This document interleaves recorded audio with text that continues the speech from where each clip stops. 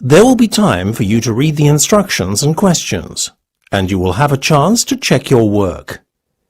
All the recordings will be played once only. The test is in 4 sections. At the end of the test, you will be given 10 minutes to transfer your answers to the answer sheet.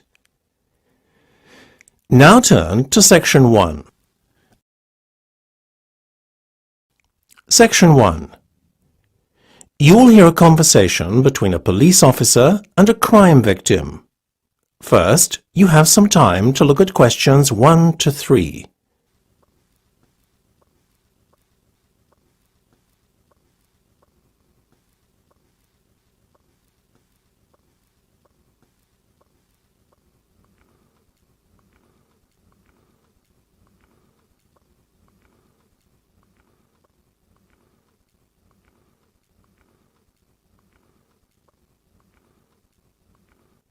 You will see that there is an example that has been done for you.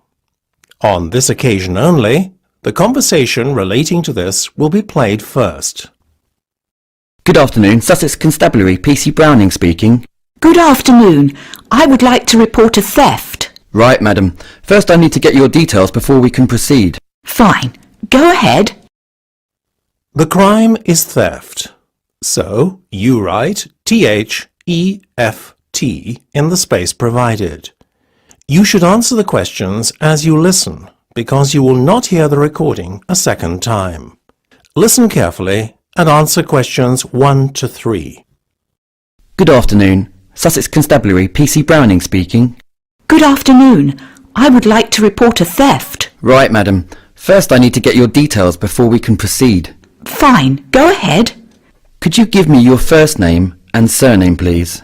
Yes, it's Mary Tyndale. Could you spell your surname, please? Yes, it's T-I, that's I, not Y, N-D-A-L-E.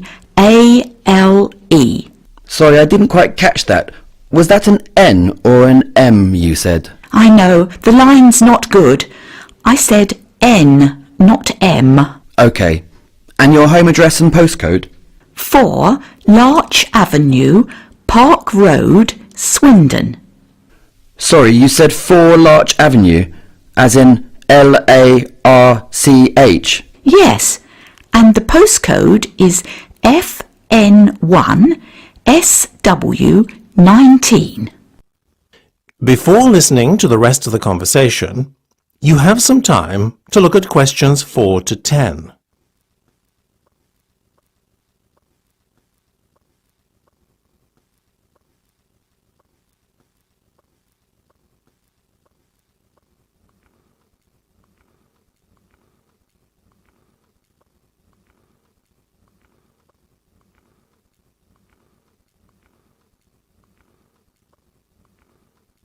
Now listen and answer questions 4 to 10. OK, that's fine. Now you said you would like to report a theft. Yes, my handbag was stolen this morning. Can you describe your handbag? Well, it's quite an ordinary white leather bag with 2 black leather handles. Oh, and a black shoulder strap too. Any other features you could describe? It's quite plain. There isn't any picture or design on the front. There's also a zip fastener on the top. How about the contents? Did you have any valuables in it? Luckily, no. I left my iPad at home along with my mobile. I'm quite forgetful sometimes. I had a purse in it, though, with a small amount of money, as well as my driving licence. My keys and personal items and so on, I always keep about me in my coat pocket. OK, that's fine. All I need to have is your phone number or other contact number. My mobile number is 07900381988. Sorry, was that 88 at the end? Yes, that's right. Thank you. That's all I need for now. You need a crime number. OK, I'll just get a pen. Ready? Go ahead. So, it's TK34S5899. We'll contact you within the week to give you an update. Thank you, officer. That's the end of Section 1. You have half a minute to check your answers.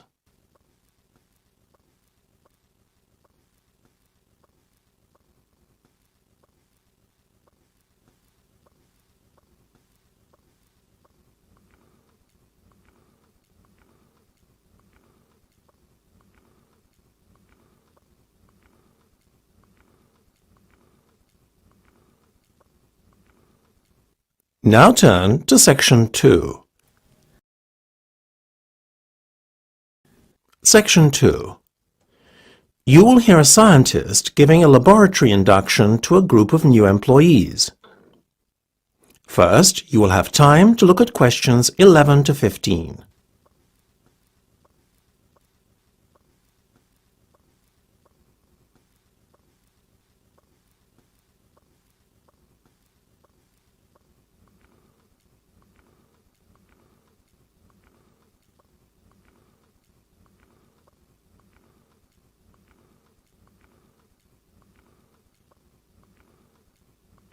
Now listen carefully and answer questions 11 to 15. Welcome everybody to Browning Smith Laboratories. I'll be giving you a short tour around your new working environment and pointing out several key features. It's very much state-of-the-art, as I'm sure you'll see.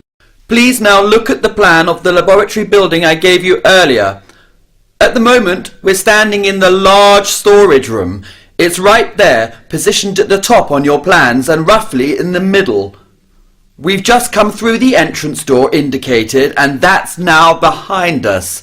Okay, so got your bearings? All know where we are? Good. Let's continue our tour then and go next to the dry lab. As we go straight ahead down this corridor, the caretaker's room is the next room on your right. Immediately after are the unisex toilets. Now, let's go through these doors ahead of us and into the dry lab. Okay, so here we are now in the dry lab, which is the laboratory's biggest work area. If you look at your map, as we are standing now with the doors behind us, you can see the acid storage bin area clearly marked off to your right. Let's walk over there and take a look. You can see on your maps that we're standing in the far end of the building now. The acid storage bins are a hazardous area, obviously. If one of you should accidentally come into contact with not only these stored materials, but any other hazardous substance, then please proceed immediately to the eyewash emergency shower area. That's just back where we came in, right after the doors opening onto the dry lab, on the outside corner of the unisex toilets. I think those are the main features this end of the lab, apart from the chest freezer and cooler you see off to your right as you're facing the acid storage bins. The cooler area is divided into two sections. Okay, let's go and see the rooms now at the other end of the building. Now don't turn off to your left. That's where we entered the lab, if you'll remember. The next entrance off to your left, however, is the wet lab, which, if you'll look on your plan, is adjacent to the large storage area, but can only be reached by this entrance. Let's pass on by this lab and the clean lab adjacent to it and make our way to the small storage area. It's the first room through these doors ahead of us now. Please hold the door open for the person behind you as we file through. Good. I think that's everyone here now. This is the small storage area. And now we are at this end of the building. There remains for me to show you only one other room. You can see two doors leading off this room. The one ahead is an exit which will take you outside the building. The other leads to the walk-in cooler. Oh, there is one more area I need to mention. That's the walk-in freezer. It can only be accessed by leaving the building entirely. either through the exit I just pointed out or the first entrance we came in. I hope that's all clear now, but you will soon become more familiar with the general layout of the laboratory building. Before you hear the rest of the discussion, you have some time to look at questions 16 to 20.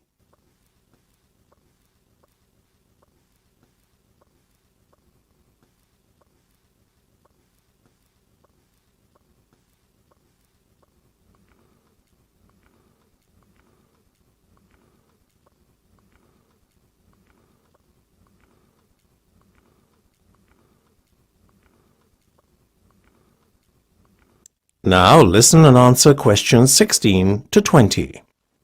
Now, I'd just like to refer to health and safety procedure. This is essentially to fulfill basic health and safety requirements, since I know that you are not unfamiliar with such procedures and must know them off by memory. Okay, so firstly I'd like to say that if you are undertaking any project, whether supervised or not, all of you will be required to discuss it first with your health and safety coordinator. In certain cases, written approval is required. The health and safety coordinator has the final decision in situations where formal approval is needed. Everyone undertaking a project will have to first submit a form of a written standard operating procedure to the Health and Safety Coordinator, outlining the steps and justifications for the experimental process to be carried out. Should the undertaking of a project not be granted initially, plans for the project, if satisfactorily amended, can be re-presented to the Health and Safety Coordinator for approval at a later date. Assuming acceptance of the undertaking of a project, strict laboratory procedures must be adhered to. Overalls and non-hazardous equipment can be kept in the large storage room. On no account can either laboratory clothing or samples be removed from the building itself. Obviously, the same goes for equipment that is portable. This way we can ensure that no cross-contamination can occur with samples or specimens kept in the laboratories. Finally, and this goes without saying, when hazardous materials are being handled, full protective equipment should be worn. Safety goggles and protective overalls are kept in the small storage room for this purpose. If using sharp contaminated objects, such as needles, these can be temporarily stored in clearly marked containers on your laboratory work surface. However, they must be disposed of by the end of the day in the waste disposal bins clearly indicated outside the laboratory building. These bins are to be found just outside the exit by the small storage room. In the event of fire, please make your way immediately to the nearest of the two exits, either by the small storage or large storage room that I pointed out earlier. All that remains for me to do is to welcome you all to the company and wish you good luck. That's the end of section 2. You have half a minute to check your answers.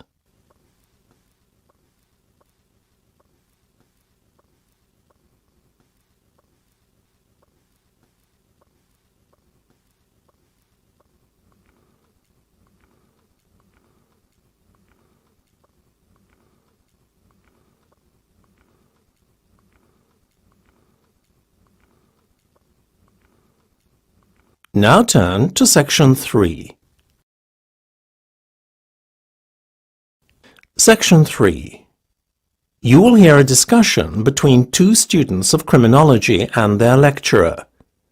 First, you have some time to look at questions 21 to 25.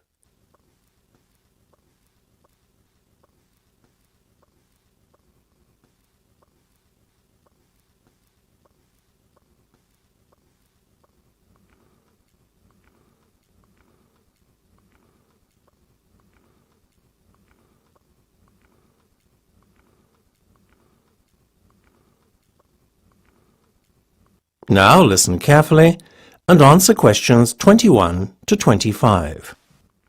That was a really fascinating lecture. If a bit gruesome. Well, the Ratcliffe murders of 1811 certainly had a significant impact on English society at the time. It wasn't just the fact that innocent parties were involved, or that 2 households were brutally murdered that provoked public outrage and hysteria. The murderer, or murderers, since there may, as you know, have been an accomplice, invaded the sanctity of their victims' homes to commit truly horrendous crimes. An Englishman's home is his castle, right?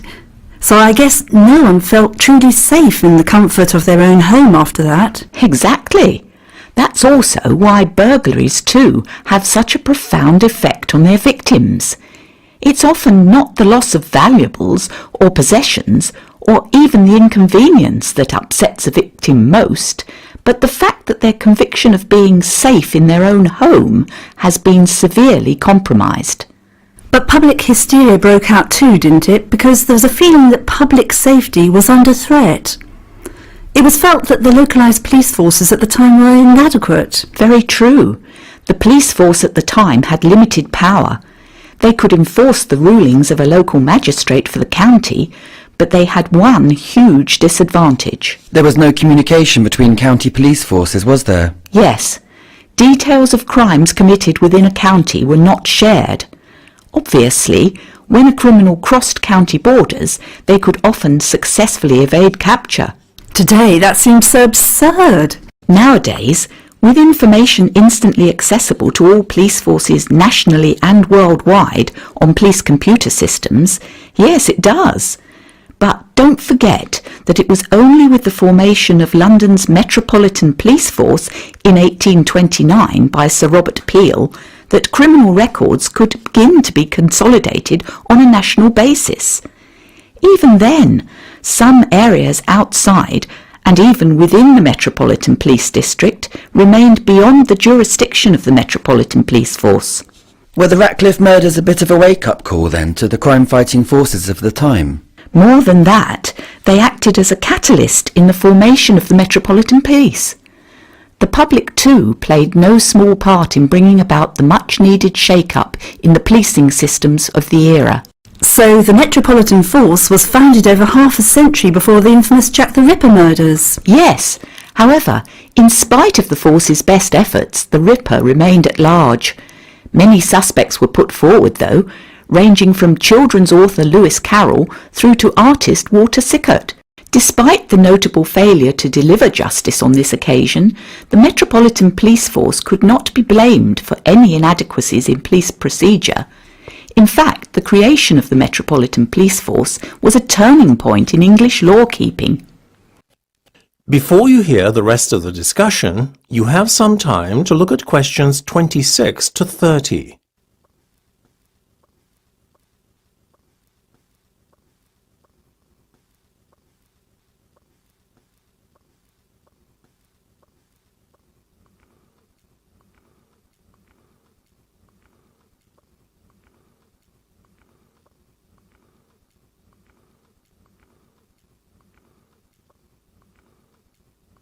Now listen and answer questions 26 to 30.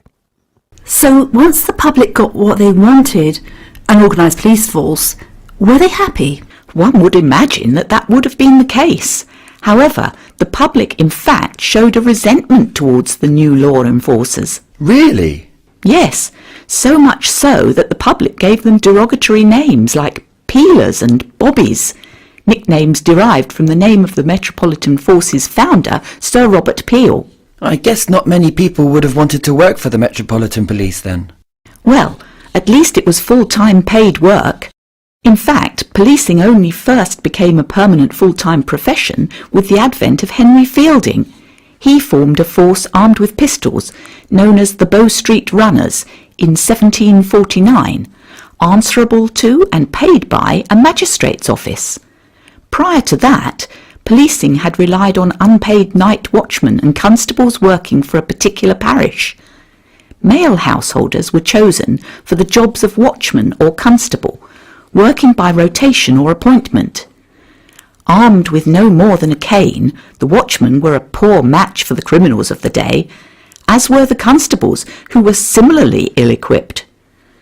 Those appointed as watchmen or constables, not surprisingly, lacked enthusiasm for their task, which had to be combined with their normal daytime employment. So, did the Metropolitan Police Force operate a tough selection process for employing officers? There were the same conditions for a certain height and fitness level as in contemporary police forces, but when new recruits entered the force, they had to work their way up from the bottom. No concessions were made for class or background. This still holds true today. That's the end of section 3.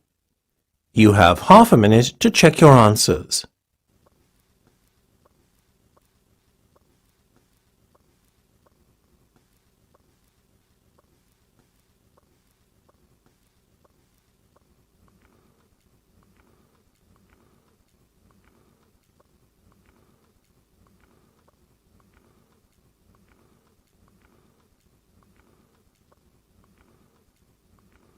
Now turn to section 4. Section 4. You will hear a recording describing a trial courtroom and the conduct of legal trials. First, you have some time to look at questions 31 to 40.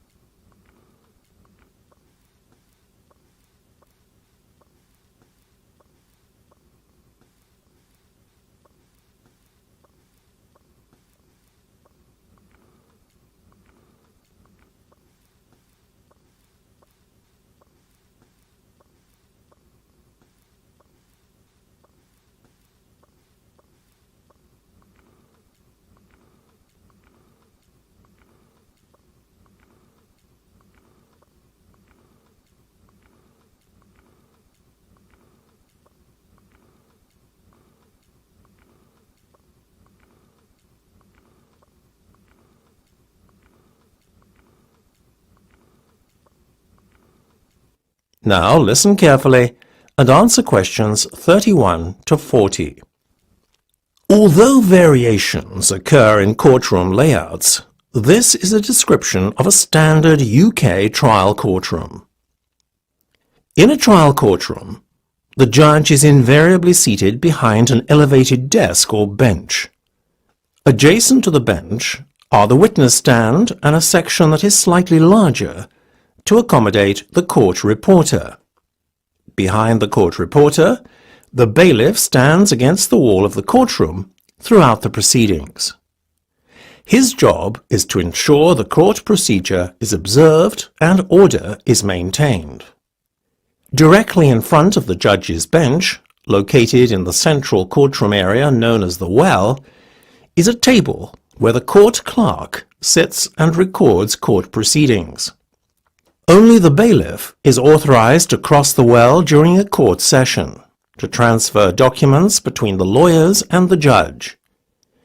Any unauthorized crossing of the well is regarded as being extremely disrespectful to the court and is usually expressly forbidden. Off to one side of the clerk's desk is located a table where the defendant and his lawyer are seated. The defendant, also known as the accused, works closely with his lawyer, who is also termed the lawyer for the defense. Across the other side of the courtroom, the lawyer for the prosecution sits with the plaintiff, who is bringing the case against the defendant to court. Close by is the jury box that covers the largest area in the courtroom. It holds 12 members of the public who are responsible for delivering the final verdict on the defendant. All those who are actively involved in court proceedings are in the area of the courtroom termed the bar. Behind the area of the bar is the gallery, which seats spectators who may be relatives of those involved in the court hearing or merely curious members of the public. The bar itself may be an actual physical barrier, such as a railing, or merely a designated area. Apart from the parties to the case and any witnesses, only the lawyers can literally pass the bar. Court personnel and jury members usually enter through separate doors behind the bench. And this is why the term the bar has come to refer to the legal profession as a whole.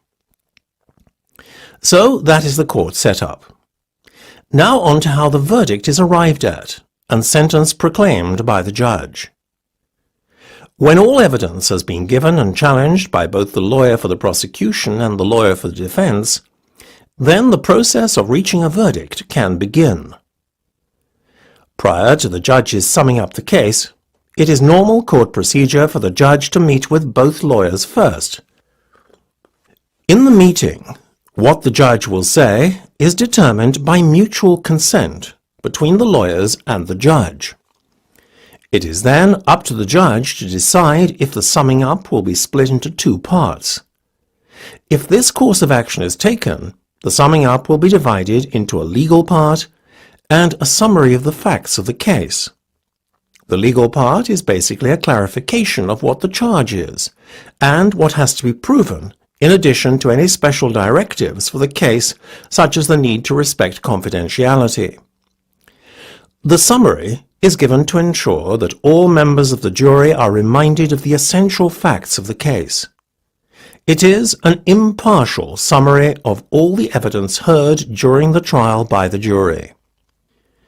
After the summing up, the judge will stress the importance of reaching a unanimous verdict. The jury will then retire to consider their decision. If the case is particularly complex, the judge will first issue the jury with a written document entitled A Route to Verdict. This is essentially a series of questions the jury should pose themselves whilst considering the verdict. The time taken for a jury to reach a verdict can vary from a few hours to several days. If there is a chance that the verdict will not be reached before the end of the court day, then members of the jury are free to go home, on the proviso that they will not discuss details of the case with anyone outside the courtroom. The more serious the case, the longer a jury may take to reach a decision. If the jury continues to struggle to reach a verdict, the judge will deliver a Watson direction, which is also known as a give and take direction. Essentially, this is a directive reminding the jury of their oath and to maintain unbiased views whilst discussing the verdict. Should the jury not be unanimous in their decision, then a majority verdict is permitted. Once the verdict has been delivered, the sentencing of the accused is left entirely to the judge. The jury is, however, permitted beforehand to influence the judge's sentencing in order to make it more lenient. Accordingly, a recommendation of mercy is added to the jury verdict. Whether the judge takes this into account is entirely up to them. That is the end of section 4. You now have half a minute to check your answers.